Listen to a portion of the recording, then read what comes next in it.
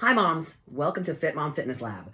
I'm here to help you figure out how to reach your goals even in the midst of chaos. And that's exactly what today's topic is making sure you can do it in the midst of chaos. So I have 5 main steps in overcoming the chaos that is your family, your schedule, your life.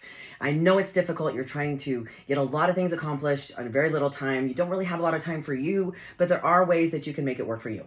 Number one, have a plan. You always have to have a plan in order to get things done. If you haven't figured that out as a mom yet, it's necessary to have a schedule, a plan, especially as the kids get older and they have activities and have to be different places.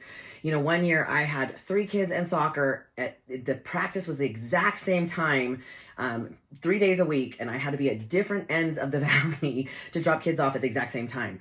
It was a little tough, but eventually I figured it out. Drop one off early, one late, one on time, negotiated with the coaches so that I could make sure everything worked. But it was difficult, but I made it work. So part of what you have to do is have a master plan for the times, the dates, everywhere you need to be, and then you need to work yourself in. One of the things that I learned over time to use, this is back from my 13 years of doing Mary Kay Cosmetics, something that they used was called a weekly plan sheet. And then if you can see it up close there, what I loved about it, it helped me to plan my week. Now you can see that it's color coded a little bit. I didn't put a lot on there for this particular video, but what I wanted you to see was that it's color coded for a reason. Now the green, if you can see it on there, the green is my job, or I'm self-employed, but it's still a job. It's how I make my money, so green for money.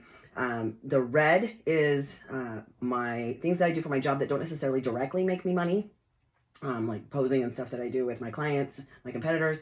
The orange is my family time. You can color code it however you want. I have blue on here for my workouts.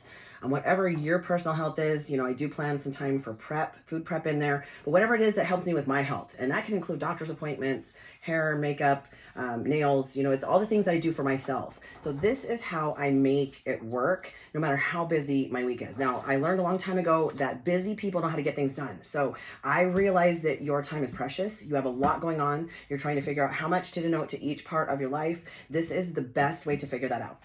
Step number 2 is prep ahead. The very best tip I can possibly give you for success is to be prepared. Now, that just means, it doesn't always mean that you have everything perfect, but it means that you have it set up in order to get things done. So maybe you have to hit the gym directly after your job before you pick up the kids from daycare. So make sure you have your clothes with you. Or, for me, it's all about having all my food with me, all my meals with me, because if I don't, I'm either not going to eat or I'm going to stop and pick something up that doesn't really fit my plan and doesn't help get me toward my goal. So if you've planned ahead and you've prepared ahead, you have things ready to go, it makes all the difference in making sure that you can reach your goals, especially when you have kids at home. Tip number 3 is have a plan B and a plan C. Now, I know we talked about having a plan. We talked about how to figure that out and look at your schedule, but it is important because things happen, life happens. You forget your lunch. You got to go pick up a kid from school because they're sick. You have to have a plan B and a plan C. So for me, it just depends on what we're talking about. So if I travel, I do take food with me, but I also know that I can stop at a grocery store and what I can get that I can eat immediately. Or even plan C would be a convenience store. And while that's not my best option, I do know what I can get from a convenience store that will still help meet my goals or meet my plans, so that I don't have to give up on my goals for that moment. So being prepared, right? But having a plan B and a plan C, knowing what you can do if things change or if your life gets turned upside down for the day, which as a mom happens a lot. All right, so tip number 4, I might as well call them tips. They're tips. I know it's steps, tips, whatever, but tip number 4 is have patience. When you have kids, man, you never know what's going to happen. And so realize that there are days you're not going to get your workout in. There are days that you're not going to eat perfect. There's days you're going to eat a chicken nugget off your kid's plate because that's all you have time for. I totally understand that. And don't beat yourself up. That's one of the hardest things as a mom is feeling like we're doing enough. That we're doing enough, we're being enough, we're taking care of our kids, we're raising them correctly. Well, at least if we're good moms, we do feel that way. It's important to give yourself some grace and some patience. It's not always going to go the way you planned, and you have to be okay with it. Like it's more about finding your groove and being consistent over a period of time than I'm a perfectionist. I get it. You're going to have some moments of, if I can't do this 100%, if I can't do it right, it's not worth doing at all. That's not going to work that way for this kind of a situation. You're going to have to be patient with your time, your schedule, your family, and the changes that's going to happen. Like even today, my schedule changes multiple times a day because I have clients. I never know when I wake up if my day is going to hang the way that I set it up to be, or if I'm going to have to throw things up in the air and move them around. It's just how life goes. So tip number 5 is make sure you get help. You know, as moms, sometimes we try to do everything ourselves, right?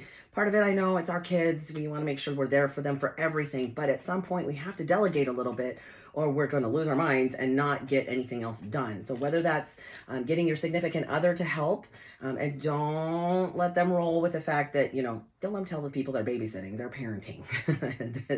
Call it what it is. Or whether it's the neighbor that you're going to swap, you know, you're going to watch her kids today so she can go to the gym, and then tomorrow you'll watch hers.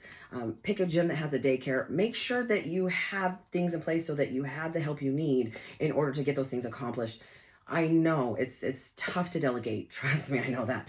But it's imperative that you find a way to make that happen, because you need to be able to renew yourself, fill your own bucket, and not be, you know, crazy overshot on your nerves. Well, moms, I hope those tips helped.